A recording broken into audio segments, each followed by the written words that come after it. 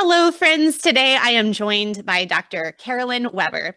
She holds her degrees from Western University in Canada and Oxford University in England. She's an award-winning author, professor, and speaker whose work considers the intersection between faith and literature. Her memoir, Surprised by Oxford, was recently made into a feature film. Dr. Weber now teaches at New College Franklin in Franklin, Tennessee. She has homeschooled and been involved in tutorials herself, and she resides with her husband and four spirited children in the beautiful Tennessee countryside. So there is your, official bio there. But if you want, just tell us a little bit about yourself and your family. And then I would especially love to hear a little bit about your literary life. Was there a particular book or author that originally sparked your love of literature? And then did your understanding or perspective on literature change at all as you came to faith? Those are lovely questions. Yes, thank you. So I have four children with my husband. My husband and I have been married almost 30 years. And so we have an oldest daughter who just was a freshman this year, just completed her first year. She actually attends New College Franklin where I teach, which is a great joy. So I kind of did the happy dance inside when that happened and tried not to betray it too much, but she chose it of her own accord. So it was really delightful to have her there and have that time with her this year. And we're really enjoying the Nashville, Tennessee area. We had never lived in this area before. We have always been Canada, UK, out west, and we came here about 4 years ago so that I could work closer with the creative community here in faith and literature and film, and some crossover with music. So we've loved that creative faith-filled community. And then I have three boys after that. So we have twin boys in the middle that I'm still homeschooling. They're in high school, so partial homeschool, partial tutorials. And then my youngest is just turned 12. So it's a fun, busy season. It's busy at every stage, but we really enjoy being with them. Yeah, it's such a beautiful part of the country out It there is. in the Franklin area. It's Well, very, what were very sort of kind. your background or what sparked your love of literature and your literary life? Oh, my literary life, absolutely hands down my mother.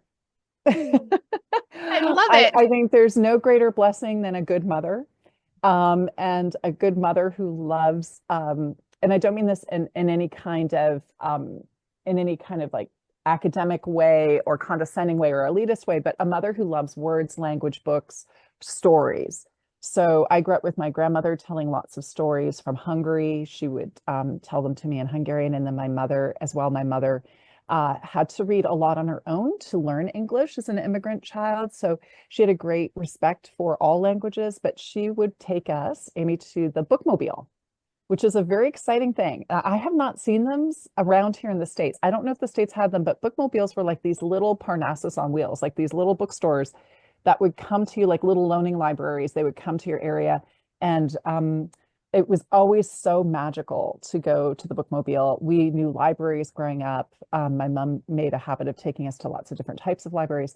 So I think, uh, oh gosh, I mean, I read all the magical things, Beatrix Potter and the Narnia Chronicles and everything, even as a very young child. But I can remember my mom, really, it was whatever was on her bookshelf was open to us. And so oftentimes, and very much cultivated reading at night in order to relax, which wasn't always relaxing because my mom also loved mysteries. A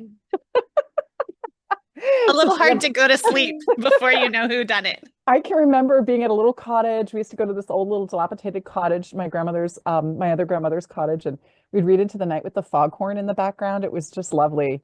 And after being tired, as children, all crammed in one big brass bed from being in the beach all day and hearing the foghorn and reading Jane Eyre. And I must have been maybe, 10. Um, and it was terrifying. I read Rebecca there as well. So like there were some things that were quite terrifying, but she was very just very much about my grandfather used to say any answer you need you can find in a book. So there was always a great reverence for books and for reading things and for we just read things very young, and were exposed to all sorts of wonderful things. That is very reminiscent of my own childhood. So I was homeschooled myself, but my mom would read to us all the time. Books were everywhere. One of her, we didn't really have very nice furniture, but my mom would always say, "You can sit on a book, but you can't read a chair." So we Right. spent all our money at the used bookstores Yep. instead of getting anything else. And Yeah. we would be on family trips and we'd see a sign for, ooh, a bookstore, a thrift store, an antique store. We'd always go in and search through the dusty shelves for those hidden gems. And so I think that just love of Mhm. reading and that sort of life surrounded by books Mhm. is Mhm. such a valuable gift that parents can give their kids for sure. Mhm. Mhm. Very magical. Mhm. Yeah. Well, did your approach to reading or thinking about literature change or deepen in any way as you came to faith in Christ? Oh, yes, absolutely. I mean, I was a voracious reader growing up and in school, and I became a Christian in graduate school in England while studying at Oxford University. So I was in my early 20s. So at that point, I'd had this long and deep, long reading life, and I was studying literature. But I was somewhat antagonistic to the faith at that point. By the time I was a teenager, I really would have defined myself as agnostic, didn't believe that my father was in and out of our lives in many ways. I didn't believe in a heavenly father. And so by the time I was studying as an undergraduate in a fairly atheist environment too, secular university, that approach to literature as well was really dislocated from the Bible. So when I started reading more about world religions actually for my graduate work. And I read the Bible from cover to cover out of interest because I had never done so. And I thought, well, I guess I better do this. This is actually a culturally really important work, as well as, standing up to some of the Christian friends I was meeting. I was actually shocked at how incredibly intricate and moving the Bible was and powerful and compelling. That it presented a comprehensive view of faith and but it also had a story for everyone in there. And so after that, I started to think, oh, wait a minute. I started to realize like everything I had been reading really had pointed to this glory of God, had pointed to this longing I'd had, and everyone I knew who had for something greater than ourselves. And the more I read, the more I realized everything I had also read and was continuing to read was pointing to that truth. I think that's fascinating that you first came to read the Bible, just, start in Genesis, read to the Mhm. end, more for its literary value, and then you Mhm. started seeing how there was something beyond and living about it, right? Right. And I'm wondering how then you think about how we ought to read the Bible, um, as literature and also as more, and how does reading it and kind of in a literary way deepen our understanding of the scripture? Well, it's a great question. I mean, I do really admire people like Leland Ryken, Dr. Ryken, his daughter, Margaret Beard, has done a beautiful amount of work as well now on the Bible as literature, that on a very technical level, reading the Bible exposes us to all sorts of forms of literature, poetic forms, narrative styles, uh, heroes, all sorts of things. It's just a good story. I mean, Lord Byron, who was famous for being quite the bad boy, just admired the Old Testament. I mean, he was like, there's a ton of action. This is really interesting.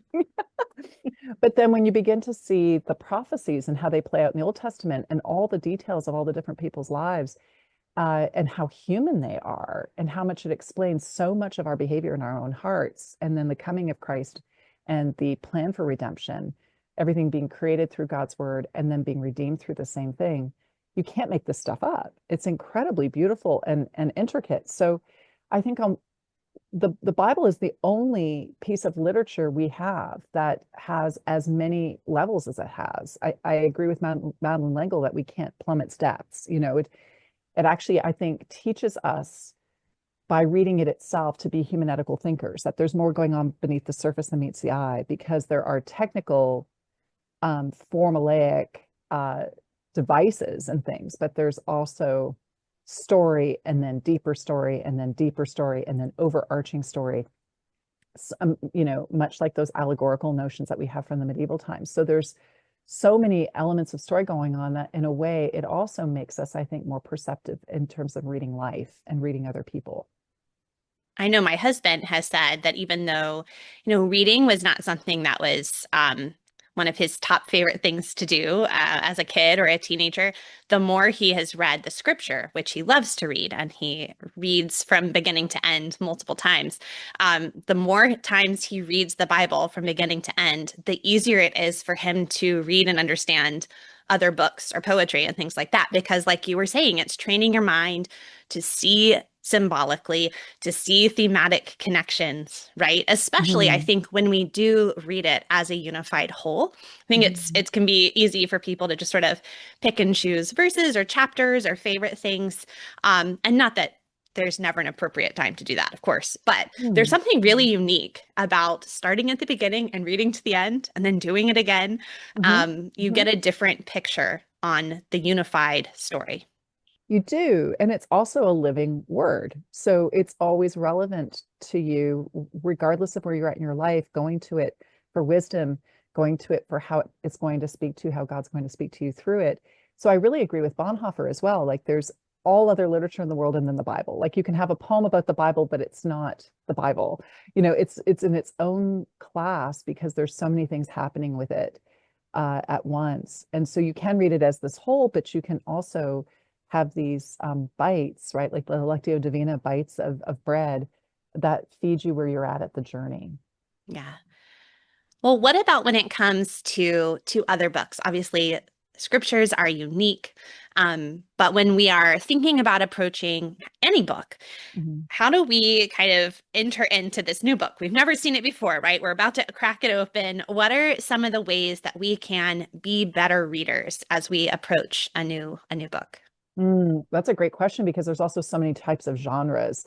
And I do think that there are great, long standing, wonderful books out there.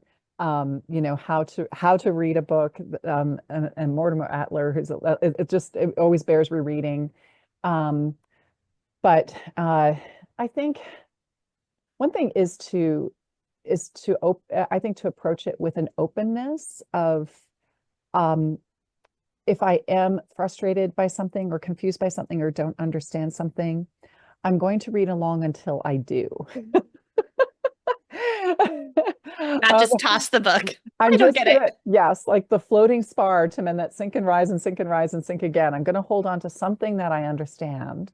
So I often tell this to students because we might be really intimidated also reading older literature, or literature from a previous period, or literature that at first might be new, but you have to immerse yourself in that author's world.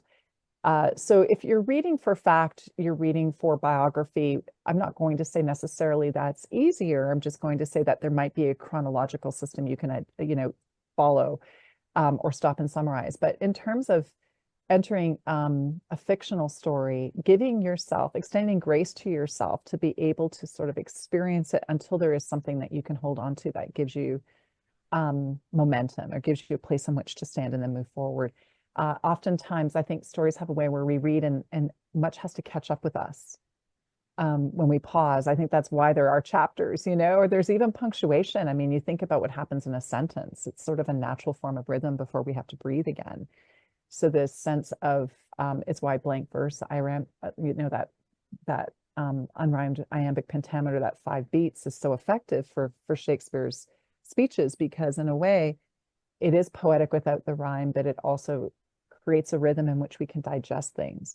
So I think in terms of reading, being able to have a willingness to enter another world, right? To, as Lewis says, to be 1,000 people without losing yourself. Um, you're having this willing suspension of disbelief by entering into the text, but you're also meeting it partway there by being willing to have this experience of ebb and flow in the reading and the understanding of the story. We think about loving our neighbor, as a person that we see by being willing to listen, to being humble, to trying to see things from their point of view. And I think there's a sense in which we ought to love our neighbor, the author, right? As we're reading the book too, which comes Yes, from being willing to listen, having humility. And that doesn't mean we'll agree with everything an author says, but we right. have to listen first before we can try to respond. I think that's a wonderful observation that, reading in many ways is like holy listening, and there's a patience involved, and we've become a very rushed and harried culture. And so getting to the end of a book and actually letting it sit or settle with you, even if you disagree with parts of it or parts of it irk you. I used to have a professor who would say, always pay attention to the parts that irk you. Write your paper on something that really bothers you. And of course, there can be such a thing as a book that's really difficult. As I get older, I get more selective. I used to never, ever not finish a book. I felt this social contract to always complete a book. But I don't know if it's just older and the sands of time through the glass of mortality, but I think sometimes, well, I've really given this the old college try, and I don't know if I can get to the end. That's quite rare. I think usually what you were saying about having a humility to also think about other points of view or a patience, or sometimes some books actually I think don't work as well till you get to the whole end and look back. Or they speak to you more powerfully at different points in your life. I'm not going to say they're wasted on the young, but there's definitely retrospect is really powerful. So I still think you're right. There's a sort of a marriage of patience and humility that happens with reading. I feel that way about Till We Have Faces. The first time I read it as a teenager, I was like, I know this is supposed to be Lewis's best book, but I really having a hard time understanding it. And like Right. every decade I return to it, I'm like, oh, I think I'm starting to get it a little bit more. Still not sure I'm wise enough to truly fully grasp it, but it's one that as you grow and change, it definitely, I mean, that's the mark of a great book, right? I That think it so grows with you. too. I think so too. And that's one of the blessings of aging when we're worried about other things, is I think almost really everything gets better rereading it. Yeah. Well, my audience, as they're listening, are primarily homeschool parents. And I know that we have this desire to raise children who love to read, who know how to read the great books and even the good books, to be able to understand and engage with them, like we've been talking about. But a lot of parents feel really overwhelmed or uncertain. Maybe they didn't have any kind of literary background themselves. They're like, I don't know how to read this book. And now I'm supposed to help my children learn and understand. So, what perspective or encouragement would you have for parents wanting to teach their children how to read well? Are there certain questions or discussion things that you would suggest? Anything we should avoid, perhaps? Oh gosh, that's a big question because every home is a little different. I think first and foremost, simply modeling. Even if you're not reading out loud, but simply modeling to your students that you have a reading life or a thinking life. Again, not to be that you have to be a reader of a certain type, but I think reading all sorts of things shows your children that you are curious outside of your own thoughts. And I think it's incredibly important too to get away from just scrolling. Quick reads or reads that are judgmental or reads that are only, of course, it's important to be up on current events, news, things like that. But if if we're TikToking, right, we're going to be not modeling to them as well. Reading something, really talking about it. I'm a big advocate of dinner table conversations. And those get harder as the kids get older, for sure, because everybody's in a million directions. We have boys that play competitive travel baseball. We have kids doing all sorts of different things. So that can be hard. But when it happens, to really protect that time or to try and make it happen as regularly as you can. I think discussing books you read, making them available. Uh, I think it's a particular challenge sometimes, even with my boys, I have found, because they don't want to pick up a book with a girl on the cover at a certain age. You know?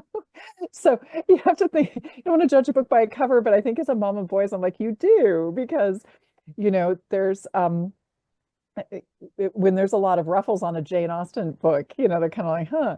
But my teenage boys, for instance, read Jane Eyre last year. They really enjoyed it. So I think having good discussion points along the way, asking them questions that make the book relevant to their own lives is key.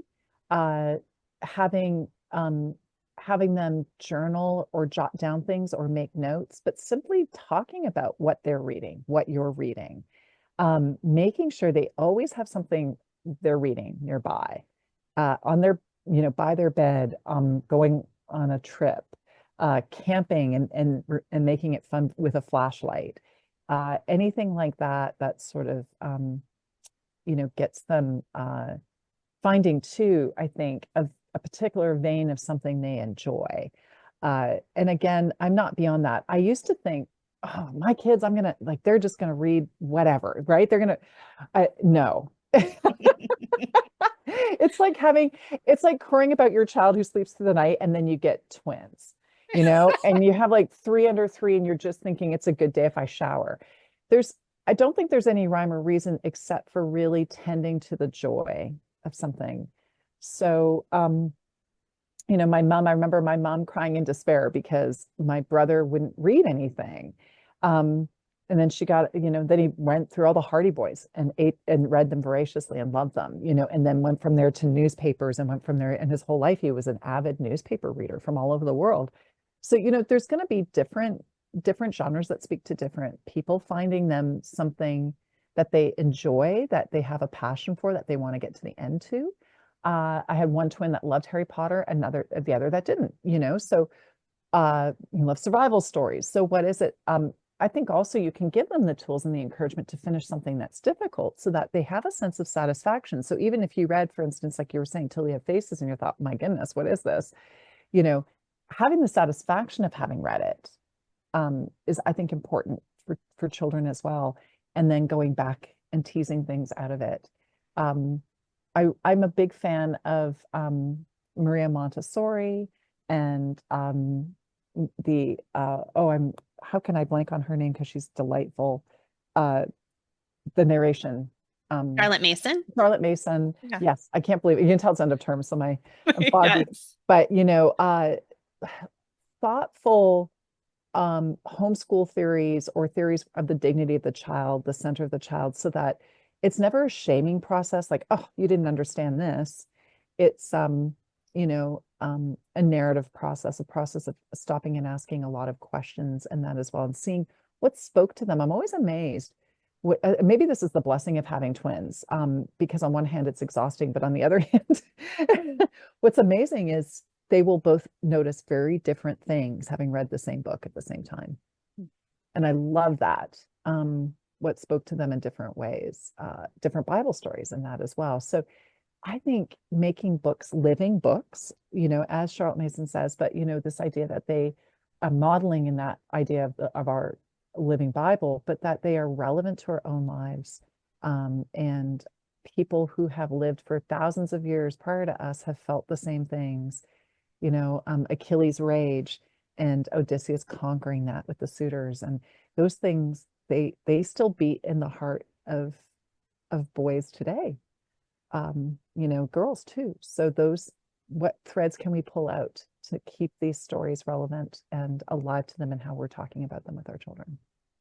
And that's such a different perspective than just being like, okay, here are the 25 books everyone should read before they graduate. Just like go get the book, own that book, check it off, and treat it like almost like an object instead of something like, hey, you don't have to understand everything about it. Let's enter into this book. Let's read it and discuss it. And then if it's a really good book worth revisiting, I even remind my children, like, hey, you're going to read this again. In fact, you're not going to get everything in the Iliad the first time you go through. It's okay that you felt a little bit overwhelmed by, wow, that was a lot of, night veiling their eyes. And, Right. But there's okay. also a lot of like eyeballs rolling and stuff. So that's cool. Yes, yes. I mean, I'm a big fan. I was always more a fan of the Iliad than the Odyssey. I don't know what it says about me, but it's like, we're going to return to this again and again, and you'll understand it in new ways and deeper ways, as opposed to just being like, well, got that book and never have to read Homer again. Like, no, that would be a terrible No, I've never perspective. been a big fan of just the perfunctory checklist. I certainly think it's helpful to consult those or, to think about what are also meaningful reads in different ways.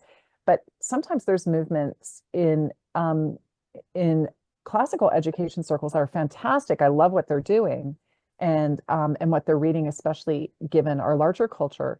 But there can be sometimes an emphasis so much on the fire hose approach too, and then by extension, a shaming of the parents. Well, if you haven't read these like 50 books in these 2 weeks, right? Somehow you're not educated. Right. And one thing I really, really appreciated at Oxford is, of course, we were handed these massive reading lists when we arrived. I mean, but there was this idea that you're going to live and breathe these things. And some of them you're going to get to, you might not get to all of them, but you're also going to be knowing that there's an osmosis taking place. There's always something on the list to go to. There's always something around you. There's always these friends. And you're cultivating a love of the conversation, of the history of ideas that is us in the image of God. I mean, in the Garden of Eden, pre-lapsarian, he was walking with us and talking.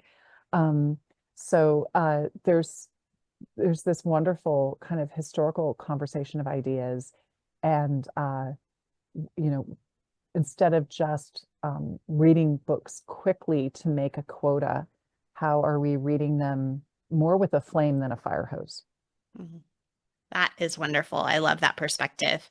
And I'll say, as a mom of two adults now, it's really fun to see now that I'm not assigning them books, right? But Mhm. just the things that they still want to continue to read and Yeah. explore. And, there are books that are really important books that neither of them got to. Like, you don't have to read them all by the time you turn 18. You have a whole life to read, No, right? there's thousands and thousands of them for all of us, right? Like Yes. millions. I mean, there's so many important books, and that's what's one of the beautiful things is that there's always one around the corner we haven't gotten to.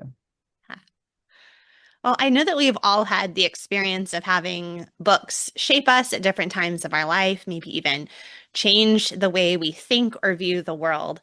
And I was curious, since you are an author as well, if you have that same experience, like as the one kind of creating the book from the creator experience, if writing a book had a similar mind or heart changing impact on you as it does when you read a book, or what was similar or different, maybe.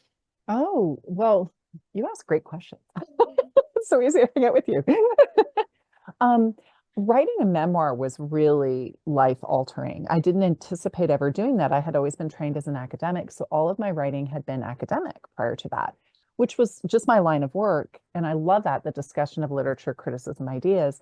But this had been tapping on my heart for some time after I had become a believer and teaching students for many years. And so it kind of grew out of years of that percolation in sharing my faith with my largely unbelieving family and friends as well.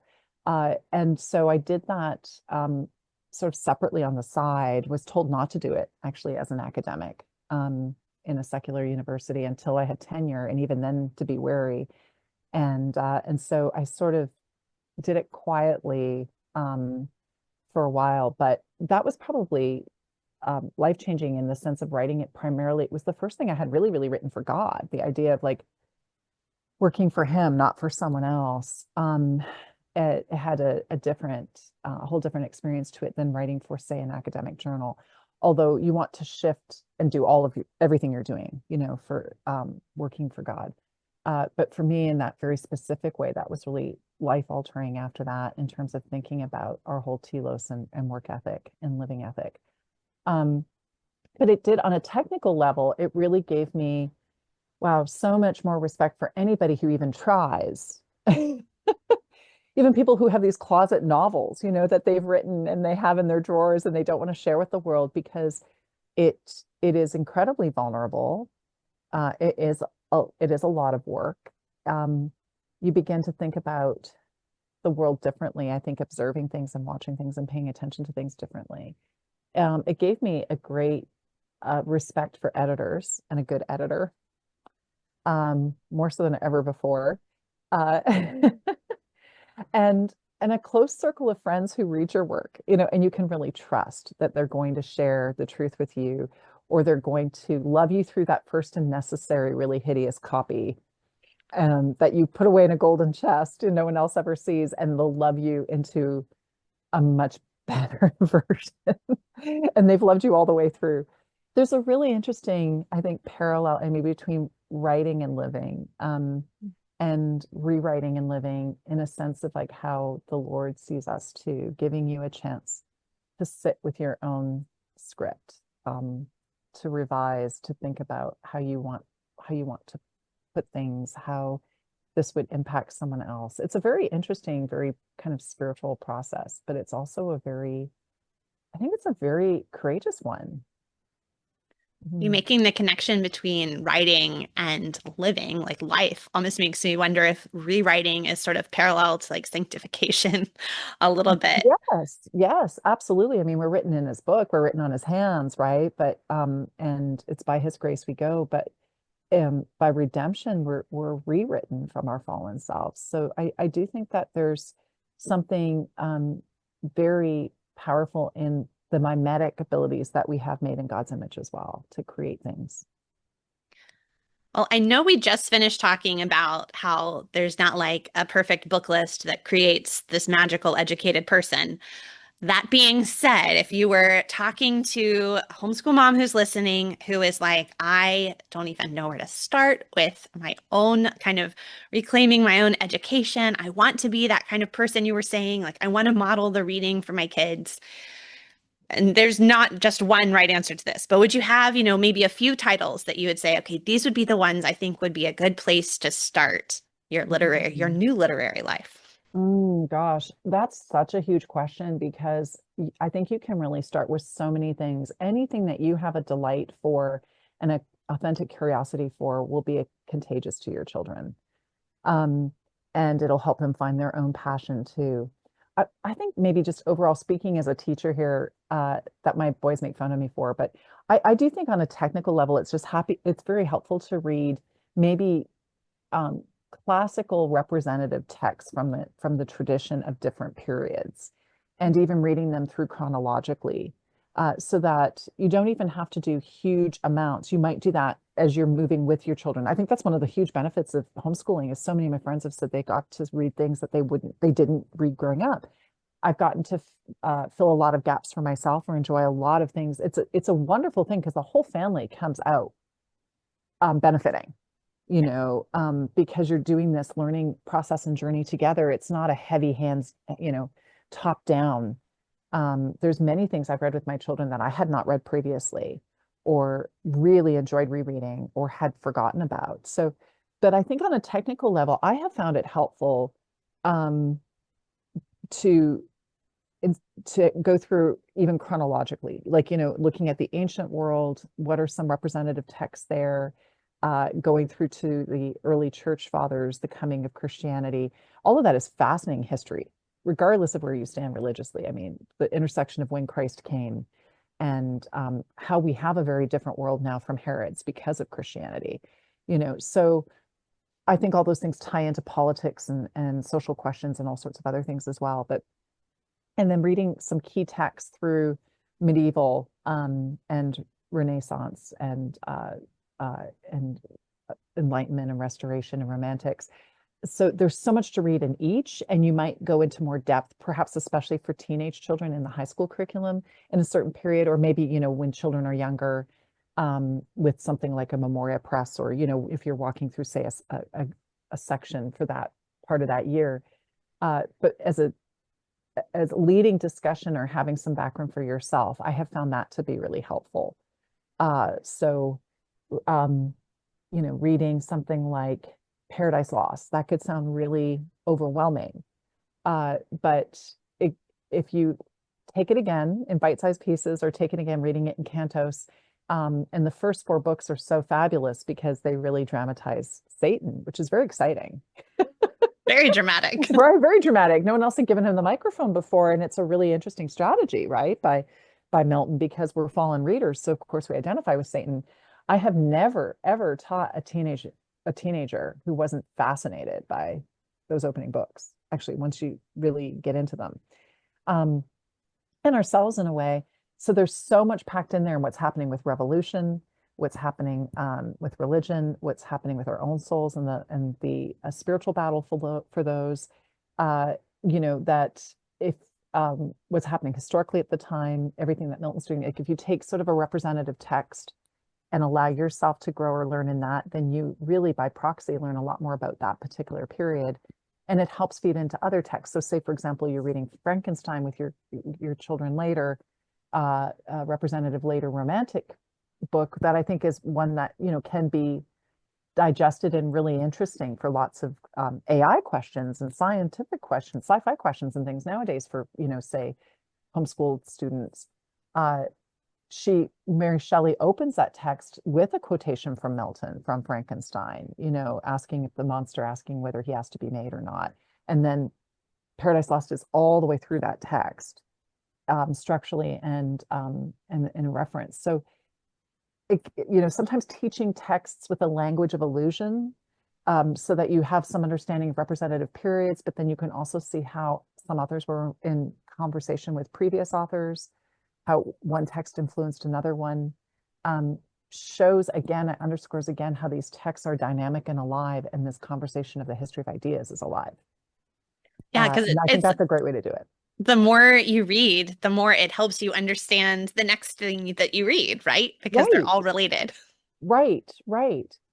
So that even if you're doing modern poetry and T.S. Eliot with a student, or a child, as a student of yours, and that can seem really confusing or off-putting or fragmenting at first, when you begin to realize that why he's quoting Milton or why he's quoting Dante and how he's making us feel uncomfortable with our fragmentation from that previous tradition, that opens up a whole conversation about the modern world. Yeah. I also really appreciated your encouragement, to start with delight and what is interesting to you as the mom too. Like that's an appropriate way to pick. Well, which book do I start? There's hundreds that I could start with, and start with one that fills you with joy because that's contagious. And I Mhm. think a lot of times that's kind of the secret sauce in encouraging our own children, in their education is start Oh, with mom's absolutely. enthusiasm, Yeah, with poetry, memory work, you could memorize tons of yes, poems. They're great, tons of them. Start with the one that you're really excited about, and it's contagious, right? yes. And I think that joy is infectious. I also think choosing things that you find, um, that you have found worrying and you want to talk about, or you find troubling, or that you read, and had questions about too, like just cultivating honest relationship with our children, because it lays a wonderful foundation for talking about all sorts of things in life as it is. Yeah. This has been an absolutely delightful conversation, Dr. Weber. Thank you so much for taking the time to chat with us. Oh, I'm going to knock my computer over to chat with It's us our today. infectious joy. Yes, I'm just so excited. Me too. Me too. I love talking books and learning, and I love what you're doing in the homeschool community to support people, because it really can feel lonely or exhausting at times, but it is absolutely so rewarding, isn't it? I think It just really on is. on every level, and ultimately that relationship with our child too. So I Definitely. appreciate your encouragement and connecting here with you. Thank you so much for the opportunity. Yeah. Well, here at the end, if I may, I'd like to ask you the two questions I ask all my guests. So the first is just, what are you personally reading lately? Oh gosh. Well, I'm hoping to start on some fun summer reading. I've been because I've had to read quite a bit right now for a moral philosophy course I was teaching, that some of those were new preps for me. I'm actually rereading Anna Karenina right now for a European novel. And and I just finished reading On the Incarnation by Saint Athanasius, which I hadn't read in a while, but is really beautiful. And it's actually, I think, very accessible for even like 12 to 18. I was reminded again of that. And I'm I'm about to read Jayber Crow. I have not read Jayber Crow by Wendell Berry. I loved Hannah Coulter. I thought it was really beautiful. I was a late comer to Wendell Berry's novels and had known his poetry, but as a Canadian, he's not as popular there. He's more popular down in Tennessee area. So I'm excited to be reading a little bit more of his novels.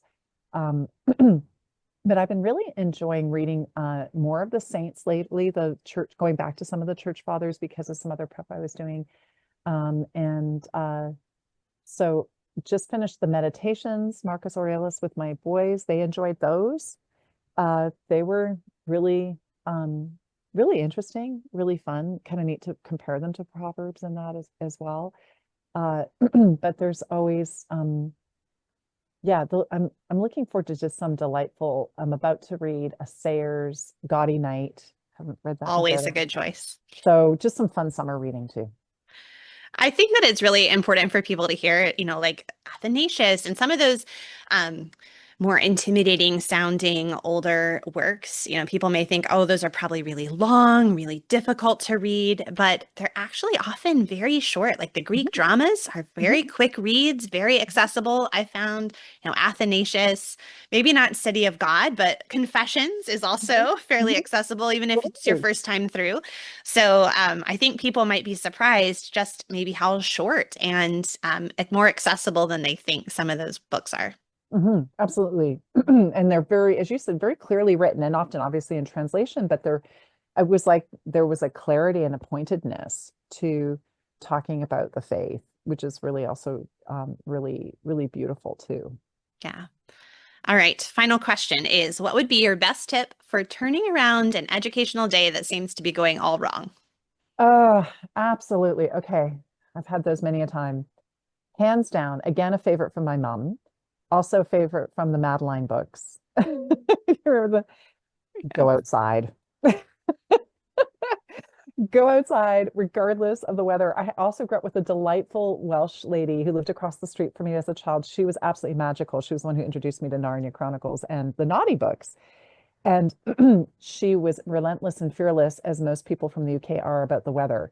So it did not matter if it was rainy or cold or dreary or whatever, all the better if it was delightful and sunny, but it didn't matter. You were going outside. And I think going outside, not only to run around, get a breath of fresh air, to have a change of the oppressiveness of home and the kitchen table piled with, exercises and things to do. Don't underestimate the shift in scenery, but the the comfort and the beauty and the paying attention of the natural world. Just taking even a few minutes to look at I'm a big fan of bird feeders, hummingbird feeders, sitting outside for a few minutes with a boy who's frustrated by pre-algebra or whatever, and just looking at hummingbirds when they sit are the most fascinating things I've ever seen. Hmm. Um, just take a moment to walk around the yard or go down to a park and have a moment or go skip stones. Skipping stones is horrendously underrated. Just to I used to do this with my children when they were little, when they were really wearing thin on doing getting an exercise done or something. I would head outside when they didn't know and hide little treasures. And then we would come out and they would accidentally begin to find them. So things like that are kind of fun to do.